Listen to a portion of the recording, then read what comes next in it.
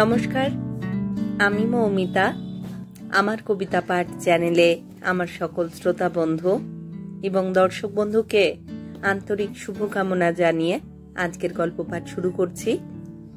আজ আমি আপনাদেরকে পড়ে শোনাব নারায়ণ গঙ্গোপাধ্যায়ের লেখা একখানি টানটান গল্প। গল্পের নাম অমনোনীতা। শুনতে থাকুন আজকের গল্প অমনোনীতা। সুখেন্দু বললে, যা খাওয়ালেন বৌদি, ওফ! লোকেনের বিয়েতে আসতে পারিনি, তার 5 গুণ ক্ষতিপূরণ করে দিলেন। এখন আর নড়তে পর্যন্ত ইচ্ছে করছে না। লোকেনের স্ত্রী মনিকা খুশি হয়ে হেসে বললে, মেস তো আজকে রাতটা না হয় থেকেই যান এখানে, কাল সকালে চা খেয়ে বাড়ি ফিরে যাবেন। সর্বনাশ! মুঠোর ভিতর 2টো পান তুলে নিয়ে সুখেন্দু বললে, তাহলে সারা রাত মার আর ঘুম হবে না। বুড়ো বাপটাকে লালবাজার আর হাসপাতাল দৌড়াদৌড়ি করিয়ে ছাড়বে। বোন দুটোর বিয়ে হয়ে গেলে এই মুশকিল হয়েছে আমার। 3 জনের স্নেহটা একাই বইতে হচ্ছে আমাকে। লোকেন বললে, ভালোই তো হয়েছে তোর। কিন্তু বেশি ভালো হলে আবার অত্যাচারে দাঁড়িয়ে যায়। পান দুটোকে মুখে পুরে দিয়ে জিভের ডগায় খানিকটা চুন ছুঁয়ে সুখেন্দু বললে, অশেষ ধন্যবাদ বৌদি, আজ আসি তাহলে। চল এগিয়ে দিই তোকে। পায়ে একটা চটি গলিয়ে লোকেন সুখেন্দুর সঙ্গ নিলে। রাত 10টার কাছাকাছি পথটা প্রায় ফাঁকা হয়ে এসেছে। লেকের দিক থেকে ঠান্ডা হাওয়ার ঝলক আসছে। নারকেল গাছগুলোতে খুশির মর্মর। চলতে চলতে নিজেকে ভালো লাগলো লোকেনের, ভালো লাগলো সুখেন্দুকে। এবার বল, কেমন দেখলি আমার বউকে? পরিতৃপ্ত মৃদু গলায় লোকেন জানতে চাইল। চমৎকার! সুখেন্দু হাসল। কনগ্রাচুলেশনস। কিন্তু আমি একটা মজার কথা ভাবছিলুম। মজার কথা? ঠিক তাই। একটু নিচু হয়ে মুখ থেকে খানিকটা পানের পিচ ফেলে দিয়ে সুখেন্দু বললে, বিয়ের আগে তোর স্ত্রী ছিলেন মনিকা মল্লিক, তাই নয়? লোকেনের ভুরু দুটো খোঁচকালো একবার। মনের নিরঙ্কুশ খুশিটা কোথাও খোঁচা খেলো একটুখানি। কি হয়েছে তাতে? বলছি, ওর বাবা রিজেন্ট পার্কে বাড়ি করেছেন কয়েক বছর হলো। এক দাদা পশ্চিমে প্রফেসরি করেন। অনেক খবরই তো জানিস দেখছি। সন্দিগ্ধ বিস্ময়ে লোকেনের ভুরু দুটো আরো কাছাকাছি এগিয়ে এলো। তুই চিনিস না কি ওদের? কিন্তু কই, সেরকম তো মনে হলো না দেখে। না না, আমি চিনব কোত্থেকে? দুলালের কাছে শুনেছি সব। ওর ফটো সে আমায় দেখিয়েছিল। ফটো? ফটো দেখিয়েছিল দুলাল? সঙ্গে সঙ্গে লোকেনের সামনে এই রাত, এই হাওয়া, এতক্ষণের খুশি যেন একটা কবন্ধ অন্ধকারে পরিণত হলো। আমাদের দুলাল চৌধুরী, যে 3 মাস হলো মোটর অ্যাক্সিডেন্টে মারা গেছে? সেই বটে। লোকেন দাঁড়িয়ে পড়ল। লোহার মতো একটা শক্ত মুঠোয় এমনভাবে সুখেনের বাঁ হাতটা চেপে ধরল যে ঘড়িটা মটমট করে উঠল।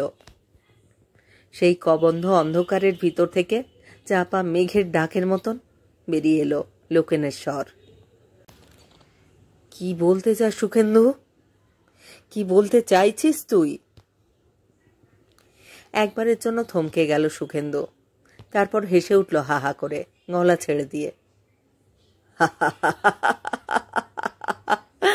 পাগল হলি নাকি লোকেন? আরে না না, তুই যা ভাবছিস সেসব কিছুই নয়। তা যদি হতো তাহলে কি আমি এ সমস্ত কথা বলতে যেতুম তোকে? বিয়ের 1 মাস না হতেই তোর ঘর ভাঙতে চাইব? আমাকে কি এইরকম স্কাউন্ড্রেল মনে করলি তুই? অপ্রতিভ হয়ে সুখেন্দু হাত ছেড়ে দিল লোকেনের। না, মানে ইয়ে, দুলাল মনিকার ফটো পেল কি করে? আত্মীয়তা ছিল, কিন্তু আত্মীয় হলেও তো একটা ফটো নিয়ে। তুই একটা রাবিশ। সুখেন্দু ধমকে উঠল। কিছু বলতে দিচ্ছিস না, নিজে স্পেকুলেশন করছিস। আরে দুলালের সঙ্গে মনিকা দেবীর বিয়ের একটা প্রস্তাব এসেছিল, স্রেফ অভিভাবকদের পক্ষ থেকে। তাতে ওদের দুজনের কোনো ভূমিকা ছিল না, চিনতো না কেউ কাউকে। সেই সময় দুলাল ছবিটা দেখিয়েছিল আমাকে। বিয়ে হলো না কেন? লোকেন স্বস্তির শ্বাস ফেলল। দরে বনল না বোধ হয়। তা নয়, দরে মিলেছিল, ঠিকুজি গোষ্ঠীর অমিল হয়নি। দুপক্ষেরই আগ্রহ ছিল প্রচুর, কিন্তু দুলালই বেঁকে বসল, বললে না, কিছুতেই নয়। কেন? লোকেনের চোখ দুটো জ্বলে উঠল একবার। কেন আপত্তি করলো দুলাল? সুখেন্দু হাসল। কেন আর, তুই ওকে বিয়ে করবি বলে? ঠাট্টা নয়, আই এম সিরিয়াস। সুখেন্দুর কাঁধে হাত রেখে সোজা ওর চোখের দিকে তাকিয়ে লোকেন জানতে চাইল, মনিকার মতো মেয়েকে দুলাল কেন অপছন্দ করল? আর কাউকে ভালোবাসত? ভালোবাসলে তো বলতোই সে কথা, মেয়ে দেখতে নিশ্চয়ই যেত না। তাহলে? তাহলে লোকেনের মুখের ভিতর দাঁতগুলো যেন কটকট করে উঠল। নিজে কি এমন আউটস্ট্যান্ডিং ছেলে যে যার জন্য মনিকাকেও তার মনে ধরল না? ওয়াই? সুখেন্দু বিব্রত বোধ করল। মনে হলো কথাটা তুলে সে বোকামি করেছে। নেতো হেসে বলল, আচ্ছা জ্বালাতো। ওয়াই? সে আমি কেমন করে জানবো? হয়তো কোনো মিস ইউনিভার্সকে বিয়ে করবার তাল ছিল, হয়তো সন্ন্যাসী হওয়ার পায়তারা ভাজছিল মনে মনে। কিন্তু আজ তার থেকে কোনো কথা জানবার উপায় নেই। হি ইজ ডেড অ্যান্ড গন। আমি ভাবছিলুম ইডিয়টটার দুর্ভাগ্য, এমন চমৎকার মেয়েকে হেলায় হারালো। আবার মনিকা দেবীর ভাগ্যটাও দেখ, বিয়েটা তখন হয়ে গেলে in the course of a month ভদ্রমহিলা বিধবা হতেন। এসবের জন্যে অদৃষ্ট মানতে হয়, বুঝলি? লোকেনের উত্তেজিত শিরাগুলো শিথিল হয়ে আসছিল আস্তে আস্তে। লেকের দিক থেকে দক্ষিণের হাওয়া, নিয়নের আলোর সঙ্গে জ্যোৎস্নার রং মিশেছে। কখন কয়েক ফোঁটা ঘাম জমে উঠেছিল কপালে, মা হাতের পিঠ দিয়ে মুছে ফেলল লোকেন। যা বলেছিস, অদৃষ্টই বটে। দেয়ার আর মোর থিংস। গোছের কিছু একটা বলতে গিয়ে হাত তুলে একটা চলন্ত ট্যাক্সি থামালো সুখেন্দু। চট করে উঠে পড়ে বলল, আর চলি ভাই, অনেক রাত হয়ে গেল। মা হয়তো জানলা ধরে দাঁড়িয়ে আছে, হয়তো এতক্ষণে বাবাকে রওনা করে দিয়েছে হাসপাতালের দিকে। আচ্ছা আচ্ছা, গুড নাইট, কনগ্রাচুলেশনস এগেন। ট্যাক্সিটা এগিয়ে গেল, মিলিয়ে গেল একটা বাঁকুড়ে। কিছুক্ষণ চুপ করে দাঁড়িয়ে রইল লোকেন। দক্ষিণের হাওয়া তার মাথার চুলগুলো নিয়ে খেলা করতে লাগলো। কি বিশ্রীভাবে সাসপেন্স তৈরি করছিল সুখেন, সমানে পীড়ন করছিল তার নার্ভগুলোকে। শেষ পর্যন্ত ফিডল স্টিক। বিয়ের কথা উঠেছিল, দুলাল রাজি হয়নি, ব্যাস। কেন হয়নি সেই কথা দুলাল ছাড়া পৃথিবীর আর কেউই জানে না। But he is dead and gone. চুলোয় যাক দুলাল, গর্ধব। মনিকা সুন্দরী, মনিকা গ্র্যাজুয়েট, মনিকা ভালো গান গাইতে পারে, কথায় ব্যবহারে চমৎকার একটি মেয়ে।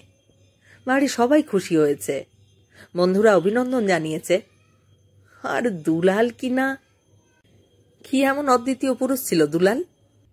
একসঙ্গেই তো পড়তো আশুতোষ কলেজে, সাধারণভাবে পাস কোর্সে বিয়ে পাশ করেছিল।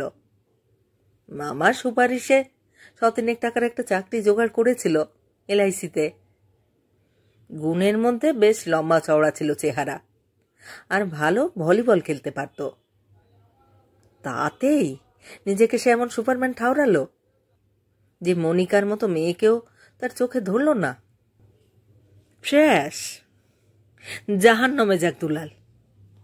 অবশ্য তার বলবার আগেই গেছে। নিজের সৌভাগ্যে লোকের মনে মনে একটা বেলুনের মতো ফুলে উঠতে চাইল। দুলাল মরে গেল বলেই তো তার জীবনে আসতে পারল মনিকা। সামনে একখানে হিরেকে পড়ে থাকতে দেখলে সবাই সেটা কুড়িয়ে নিতে পারেন না। ঠিকই বলেছে সুকেন্দু, অদৃষ্টই মানা উচিত। হঠাৎ কিভাবে মোটর অ্যাক্সিডেন্টে মারা গেল দুলাল। ইস, যদি মনিকার সঙ্গে তার বিয়েটা আগেই হয়ে যেত। By this time she would be some wretched widow. কি সর্বনাশ! কল্পনাও করা যায় না ব্যাপারটা। মনিকা থান পড়েছে, মনিকাকে নিরামিষ খেতে হয়, একাদশী করতে হয়। রুক্ষ বিষণ্ণ চেহারা, দু চোখে চাপা যন্ত্রণা জ্বলছে সবসময়। অসম্ভব। লোকেন আর দাঁড়িয়ে থাকতে পারল না। মনিকার বৈধব্য কল্পনায় যেন নিজের মৃত্যুটাকে সামনে থেকে দেখতে পাচ্ছে। এমনই ভাবে দ্রুত পা চালিয়ে দিল। সিলি, একেবারেই সিলি। কিন্তু কি আশ্চর্য, রাত্রে লোকেনের ভালো করে ঘুম হলো না। ফেনো শুভ্র নরম পরিষ্কার বিছানাটিতে ছাড় পোকা থাকবার কথা নয়, তবু মনে হতে লাগলো কি যেন তাকে কামড়াচ্ছে। মাথার বালিশ গরম হয়ে উঠে কানের কাছে জ্বালা করতে লাগলো। বার কয়েক উল্টে নিতে হলো বালিশটাকে। গরম বেশি ছিল না। খোলা জানলা দিয়ে দক্ষিণের বাতাসের উদ্দাম ঝলক আসছিল। তবু বিছানা ছেড়ে উঠে পাখার রেগুলেটর তিনের ঘর পর্যন্ত ঠেলে দিল লোকেন। রাত প্রায় 2টো অবধি ঘুমোবার নিরর্থক চেষ্টা করে বিছানা ছাড়ল শেষ পর্যন্ত।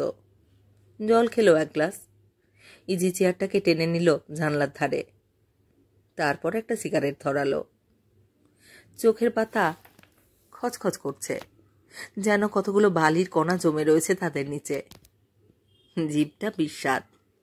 সিগারেট ভালো লাগছিল না, তবু খানিকটা কটু ধোঁয়া গিলে চলল বিকৃত মুখে।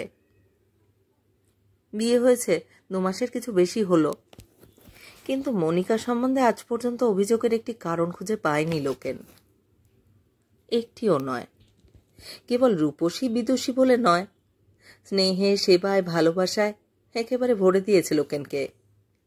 এর বেশি মানুষ কি চায়, আর কি বা চাইতে পারে? নীল নাইট ল্যাম্পটা জ্বলছে, একাদশীর জ্যোৎস্নার মতো কোমল স্নিগ্ধতা ঘরময়। ড্রেসিং টেবিল, রেডিও, কাপড়ের আলমারি, তাকের গোটা কয়েক পুতুল, দেওয়ালের গোল ঘড়িটা, 2টো ছবি, একটা ক্যালেন্ডার, সব যেন ঘুমের মধ্যে আবছা। পাখার হাওয়ায় থেকে থেকে ক্যালেন্ডারের পাতার আওয়াজ বাজছে। হঠাৎ মনে হয় কেউ ঘুমের ভিতর ফিসফিস করে উঠছে, ঘুম, ঘুম, ঘুম। কিন্তু লোকেন ঘুমোতে পারছে না।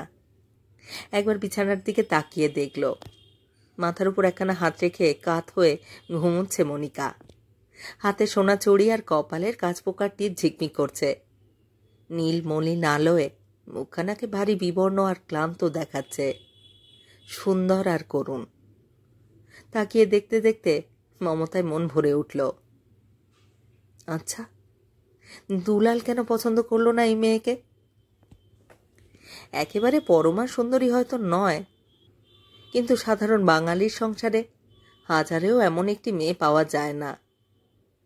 বিদ্যার সঙ্গে মিলেছে বুদ্ধি, কিন্তু সেই বুদ্ধিতে ঔদ্ধত্য নেই। আলোর মতো জ্বলে ওঠে। মিষ্টি গানের গলা, সুন্দর হাতের রান্না। এই তো সন্ধেবেলা সে রান্নার কত তারিফ করে গেল সুখেন্দু।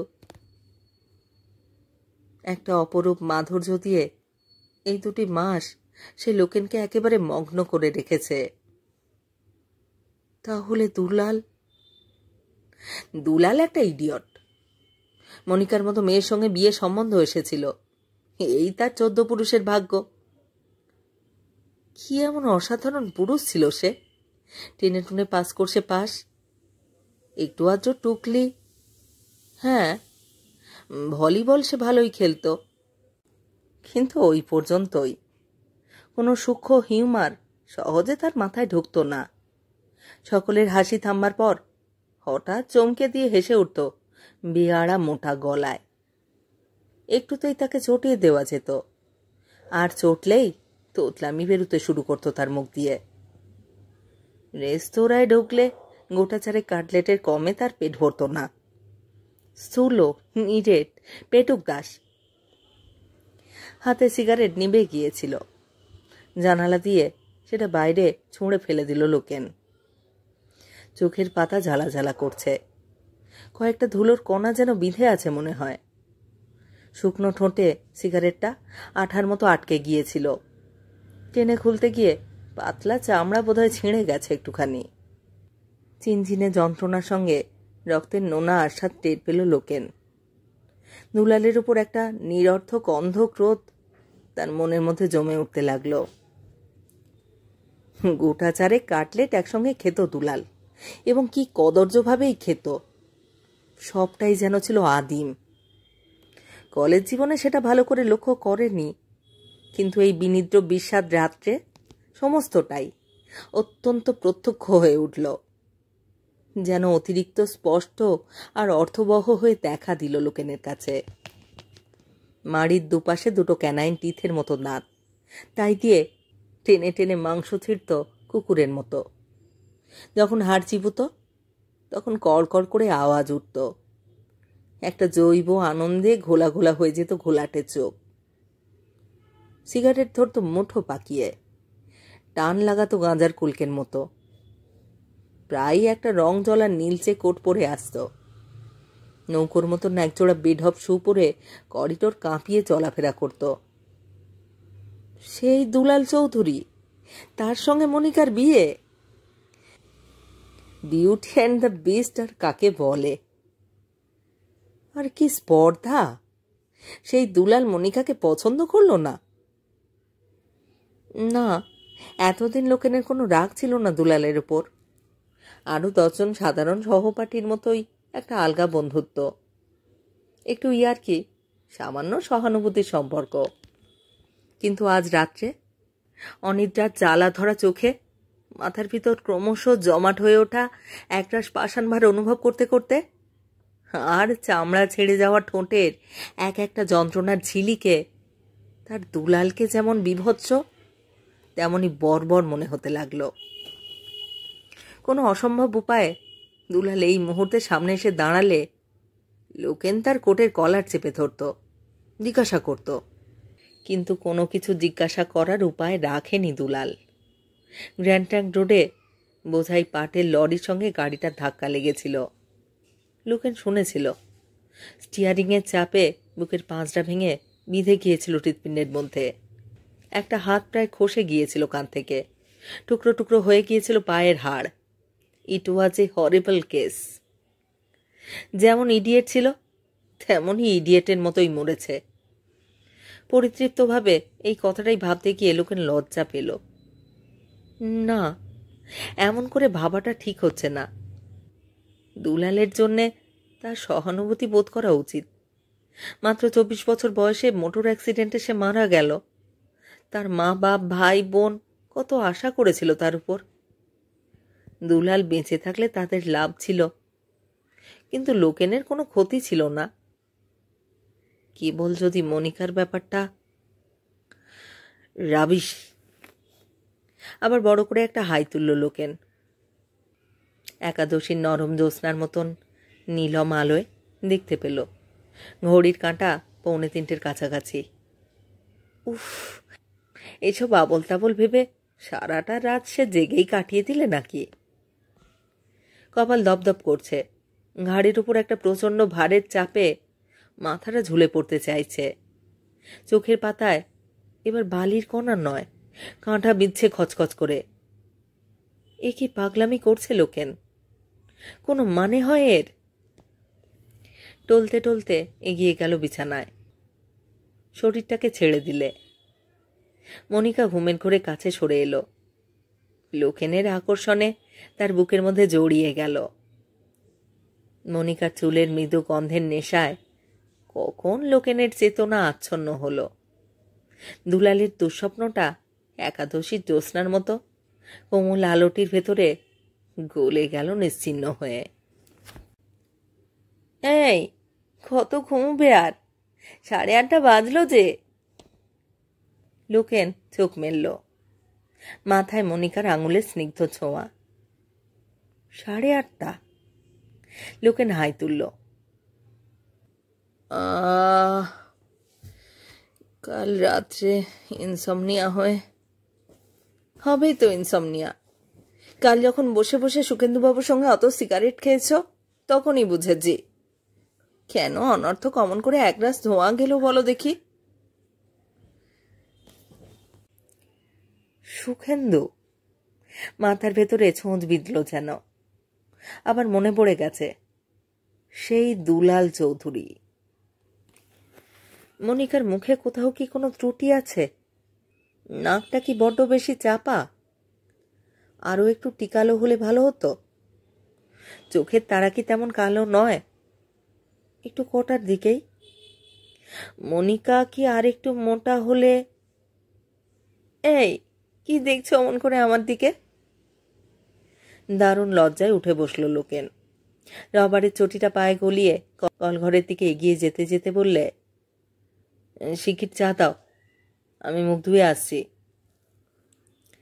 চোখে মুখে ঠান্ডা জলে ঝাপটা লাগতে অনেকটা স্বাভাবিক হলো লোকেন। যেন একটা কুয়াশা সরে গেল মন থেকে। দুলাল চৌধুরী একটা ইডিয়ট। মনিকাকে সে বিয়ে করতে রাজি হয়নি কেন? এই কথার উত্তর পাওয়াটা এমন কি আর কঠিন? Inferiority complex. ভয় পিছিয়ে গেছে দুলাল। হ্যাঁ, ভয়ই। বুঝেছে মনিকা সে যোগ্য নয়।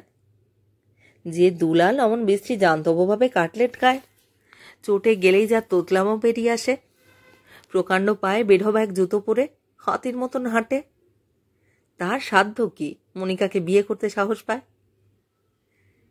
মানে সরে গেছে দুলাল। উপযুক্ত পুরুষ লোকেন এগিয়ে এসেছে বীরের মতো। তোয়ালে দিয়ে নাক মুখ ভালো করে রগড়ে রগড়ে নিশ্চিন্ত হয়ে লোকেন ঘরে ফিরল। নিজের ভেতরে একটা শক্তি, একটা পৌরুষের উত্তাপ অনুভব করছে সে। এই যুগে স্বয়ম্বর সভার প্রথা নেই, কিন্তু থাকলে সকলের মাঝখানে মনিকা এগিয়ে আসো তারই দিকে, তারই গলায় পরিয়ে দিত বড় মাল্য। আর দুলালের দল ম্লান হয়ে লুকিয়ে যেত সভার ভিড়ে। বীর গৌরবের এই পুলকটুকু অনুভব করতে করতেই চা খেলো লোকেন। গল্প করলো মনিকার সঙ্গে, খবরের কাগজ পড়ল। স্নান খাওয়া শেষ করে বেরুলো অফিসে। এই সময়টা ভেতরে কোথাও কোনো গোলমাল ছিল না। কাজ করেছে, হাসি ঠাট্টা করেছে, চা খেয়েছে, সিগারেট টেনেছে। তারপর ক্যানিং স্ট্রিট থেকে কিছুটা মার্কেটিং সেরে ডালহৌসি স্কোয়ারে এসে ট্রামে চাপার পরেও সে বেশ খুশিই ছিল।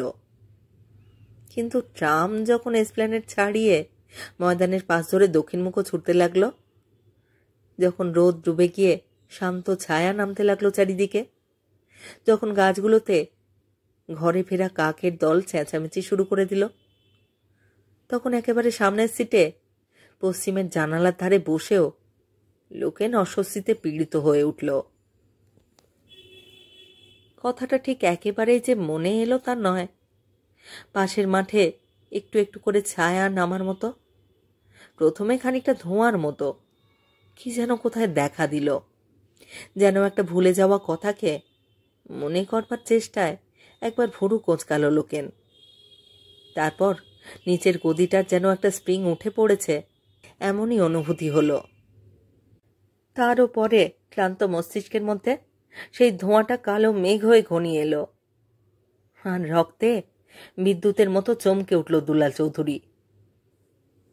শুধু কমপ্লেক্স, কেবল ইনফিরিয়রিটি কমপ্লেক্সেই এমন করে পিছিয়ে গেল দুলাল? কোনো পুরুষ কি কখনো মেয়েদের কাছে এমনভাবে পিছিয়ে গেছে কোনো দিন? উল্টোটাই বরং হয়।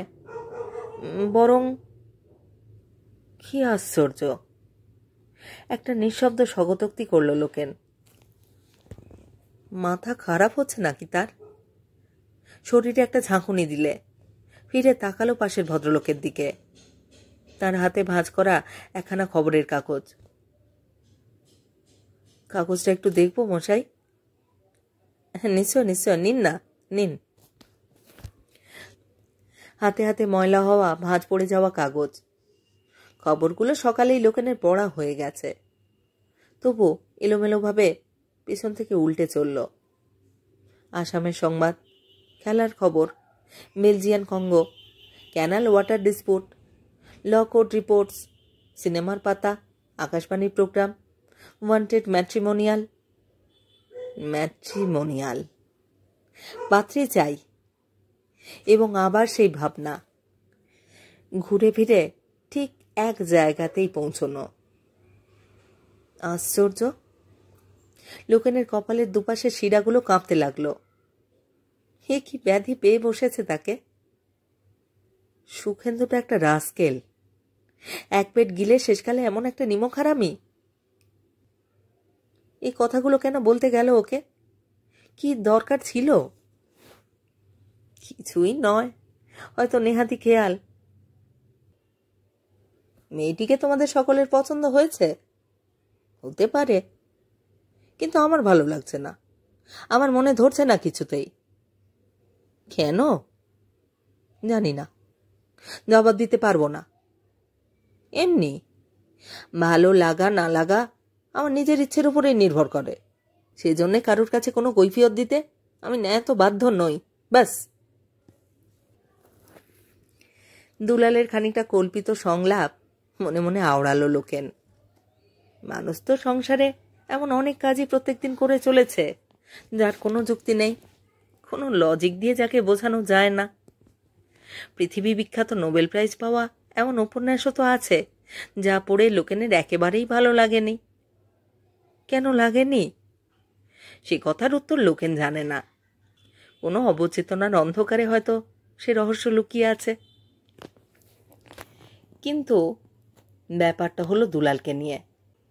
যে দুলাল স্থূল, যে বৈষয়িক, যে ভলিবল খেলে আর দুহাতে ধরে কাটলেটে কামড় দেয়, কোনো সূক্ষ্ম হিউমার তুললে যে ঘোলা ঘোলা ঘোলাটে চোখে তাকিয়ে থাকে, সে কি ঠিক এমন করে নিজের মনের খেয়ালের কাছে হার মানবে? সুন্দরী, বিদুষী, সব দিক থেকে চমৎকার মেয়ে, দুলালের পক্ষে তো স্বর্গ বলতে গেলে। অবচেতনার উপর বরাত দিয়ে সে দুলাল বলতে পারবে আমার ভালো লাগছে না, তাই বিয়ে করব না? যে দুলালের মধ্যে কোনো আর্টিস্ট নেই, কোনো গভীরতাও নেই, যার মনের ভেতরে আর একটা মন থেকে থেকে আসা যাওয়া করেন না, সে কি তাহলে তাহলে দুলালের কাছে আর জবাব মিলবে না। মরে গেছে দুলাল, গন ফর গুড। কেন কেন আরো কিছুদিন আগেই মরল না লোকটা? অ্যাক্সিডেন্টটা তো 6 মাস আগেও হতে পারত। দু হাতে মাথা চেপে ধরে বসে রইল লোকেন। শয়তানের কারখানা তৈরি হয়েছে যেন মগজের ভিতরে। এসব পাগলামো ভোলা দরকার। বাড়ি ফিরে আজ সে রাত্রের শোতে মনিকাকে নিয়ে সিনেমায় যাবে। মনিকা আমার জন্য এসে পৃথিবীতে এসেছে। সেই অদৃশ্য বিধানেই সরে গেছে দুলাল, তাকে যেতেই হতো। ফ্ল্যাটের ছোট্ট দক্ষিণের বারান্দায় চা খাচ্ছিল দুজনে। মনিকাকে সিনেমায় যাওয়ার কথা বলতে গিয়েই একটা চিন্তা থমকে উঠল লোকেনের। আচ্ছা, এমনও তো হতে পারে দুলালের মেয়েলি শাস্ত্রের উপরে বিশ্বাস ছিল। অসম্ভব নয়, দুলালের মতো বিরসিক স্থূল ধরনের ছেলে ওইসব মানতেও পারে।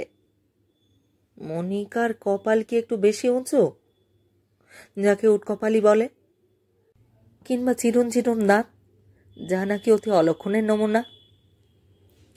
চায়ের পেয়ালা ভুলে গিয়ে লোকেন চোখ তুলে তাকিয়ে রইল মনিকার দিকে। কপালটা যেন সত্যই একটু বেশি চওড়া, কিন্তু সে কি টেনে টেনে খোপা বেঁধেছে বলে? আর দাঁত, হাসলে দাঁতগুলো যে ঠিক কিরকম দেখায় লোকেন কিছুতেই তা মনে করতে পারল না। কি হলো, চেয়ে আছো কেন অমন করে? কিছু বলবে? বুকের ভিতর থেকে যেন একটা ঝড় উঠে আসতে চাইল। অনেক চেষ্টায় সেটাকে থামালো লোকেন। নির্বোধ ভঙ্গিতে হাসতে চেষ্টা করল। মনিকা ব্যাপারটা বুঝলো অন্যভাবে। লজ্জায় রাঙা হলো গাল, মুখ নামিয়ে বললে, কি পাগলামো যে করো। পাগলামোই বটে। চাপা বন্ধ ঠোঁটের ভিতরে একবার দাঁতে দাঁত ঘষল লোকেন। না, এভাবে কিছুতেই চলতে পারে না। মনের এই ভারটাকে তার যেমন করে হোক নামানো দরকার। মরে গিয়ে দুলাল যেন একটা প্রেতাত্মার মতো তার কাঁধের উপর চেপে বসেছে। যেমন ভাবেই হোক সেটাকে তার বিদায় করতেই হবে। চায়ের পেয়ালায় শেষ চুমুকটুকু দিয়ে লোকেন একটা সিগারেট ধরালো। মনিকাকে সিনেমায় নিয়ে যাওয়ার কথাটা বলতে যাচ্ছিল, তার বদলে ফস করে জিজ্ঞেস করে বসল, তুমি দুলাল চৌধুরীকে চিনতে মনি? দুলাল চৌধুরী? জিজ্ঞেস করেই অনুতপ্ত হয়েছিল লোকেন, কিন্তু কথাটা আর ফিরিয়ে নেওয়া গেল না। যখন নগ্নভাবে কথাটা এসেই পড়েছে তখন একটা ফয়সালা করে নেওয়াই ভালো, নইলে এক মুহূর্তের জন্যেও সে শান্তি পাবে না। কোন দুলাল চৌধুরী? মনিকা আবার জানতে চাইল। ভুরু কুঁচকে উঠল তার। সেই যে গলাটা পরিষ্কার করে নিয়ে লোকেন বললে, যার সঙ্গে তোমার একবার সম্বন্ধ। লজ্জা পেয়ে মনিকা হাসল। বুঝতে পেরেছি, কালীঘাটে থাকতেন ভদ্রলোক, ব্যাংক নাকি ইন্স্যুরেন্সে কাজ করতেন। তুমি? হ্যাঁ, আমার ক্লাসমেট ছিল। শুনেছি তো দুপক্ষের কথাবার্তা অনেক দূর এগিয়েও বিয়ে ভেঙে যায়। কি হয়েছিল মনি? বলতে বলতেই লোকেন টের পাচ্ছিল এই দক্ষিণের বারান্দা, এই চায়ের পেয়ালা আর সন্ধ্যার বাতাস, মনিকার মতো স্ত্রী আর 2 মাসের দাম্পত্য জীবন, সব কিছুকেই সে বেসুরো করে তুলছে। তবু নিজের মনকে সে ফেরাতে পারল না। কথাটাকে শেষ পর্যন্ত বলে তারপরে সে থামল। মনিকার মুখের চেহারা বদলালো, ভয়ের চমক তুলে গেল চোখের তারায়। হঠাৎ হঠাৎ এসব কথা এলো কেন? এমনি, কোনো কারণ নেই। বিয়েটা ভেঙে গেল কেন মনি? মনিকা চোখ নামালো, ভীত চাপা গলায় বললে, শুনেছি ভদ্রলোকের শেষ পর্যন্ত আমাকে পছন্দ হয়নি। কেন কেন পছন্দ হয়নি? অকারণে প্রায় চেঁচিয়ে উঠল লোকেন। সেই অপদার্থ ইডিয়টটা কি হেলেন অফ ট্রয়কে বিয়ে করতে চেয়েছিল?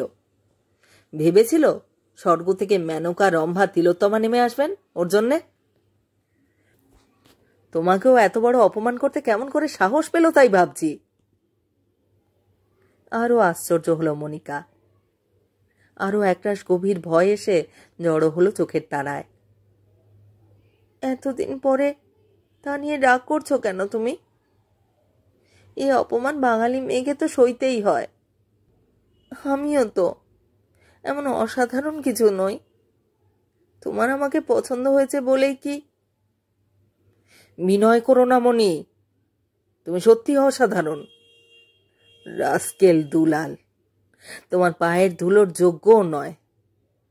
মরে গিয়ে বেঁচেছে স্কাউন্ড্রেলটা, নইলে।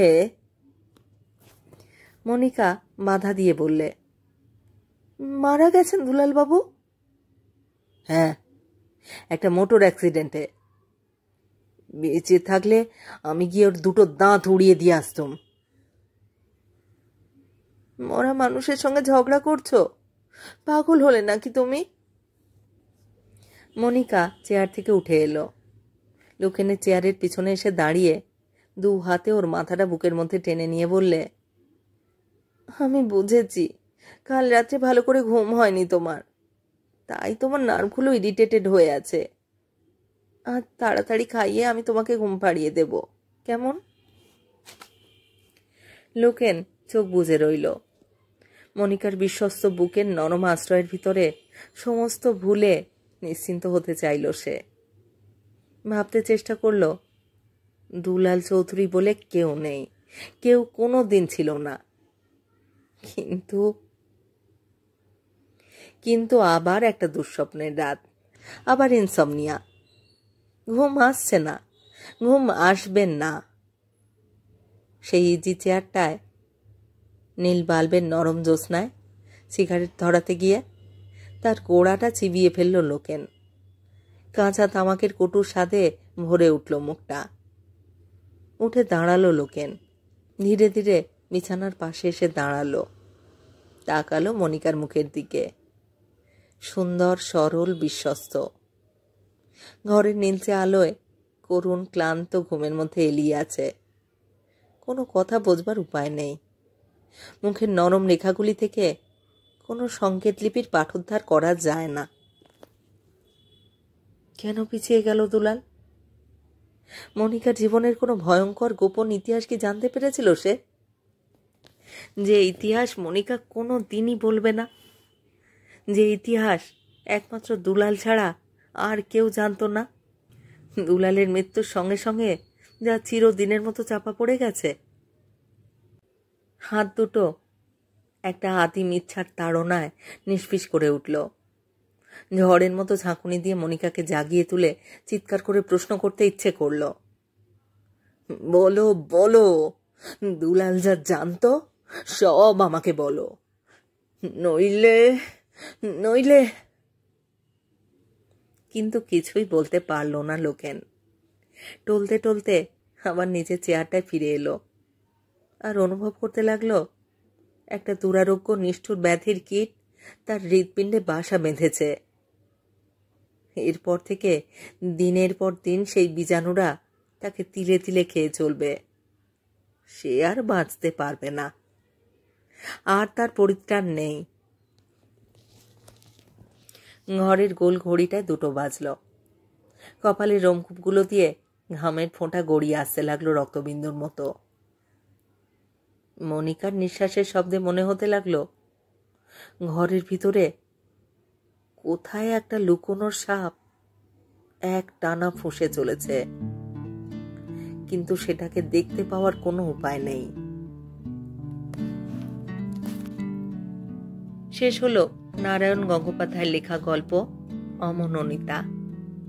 মনিকা লোকেনের নববিবাহিতা স্ত্রী। খুব সুন্দরভাবে শুরু হতে যাচ্ছিল তাদের দাম্পত্য জীবন। খুব সুন্দরভাবেই চলছিল তাদের সম্পর্ক। কিন্তু মানুষের মন বড় বিচিত্র। মানুষের মনের মধ্যে হিংসা, কাম, ক্রোধ আদিম প্রবৃত্তিগুলি ঘাপটি মেরে লুকিয়ে থাকে। কখনো কখনো কারোর কারোর মধ্যে তা আদিমভাবেই জেগে ওঠে কোনো ছোট্ট কারণে। কিন্তু এভাবে জেগে উঠলে সম্পর্কগুলি নষ্ট হতে বেশি সময় লাগে না। তাই কখনোই কাম্য নয় এই প্রবৃত্তিগুলি জেগে উঠুক। যেমন লোকেনের জীবন নষ্ট হতে চলেছে, তেমন যেন কারোর জীবন নষ্ট না হয়। মিথ্যা সন্দেহ, মিথ্যা প্রবৃত্তি, মিথ্যা সন্দেহে জর্জরিত লোকেন, মিথ্যা সন্দেহে জর্জরিত হয়ে লোকেনের মতো কেউ যেন তার জীবন, তার ভবিষ্যৎ মিথ্যা সন্দেহে মিথ্যা প্রবৃত্তির তাড়নায় জর্জরিত হয়ে কেউ যেন লোকেনের মতো তার সুন্দর জীবনের ভবিষ্যৎ মিথ্যা সন্দেহে মিথ্যা আদিম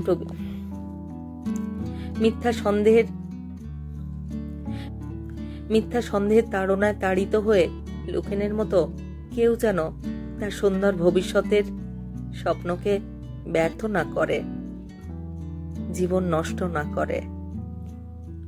সবার জীবন সুন্দর হয়ে উঠুক এই প্রার্থনাই করি। নারায়ণ গঙ্গোপাধ্যায় আমার খুব প্রিয় লেখক। জানি না গল্পটি আপনাদের পছন্দ হলো কি না। এই চ্যানেলে যারা আমার পুরো গল্প পাঠ শুনছেন তাদের জানাই আমার আন্তরিক ধন্যবাদ। যারা এখনো চ্যানেলটি সাবস্ক্রাইব করেননি তাদের অনুরোধ সাবস্ক্রাইব করে সাথে থাকার। আর হ্যাঁ, যদি আমার গল্প নির্বাচন এবং পাঠ আপনাদের ভালো লাগে অবশ্যই একখানি লাইক করবেন এবং গল্পগুলিকে আপনাদের প্রিয়জনের মধ্যে শেয়ার করতে ভুলবেন না। সবাই ভালো থাকুন আর থাকুন পরের গল্পের অপেক্ষায়।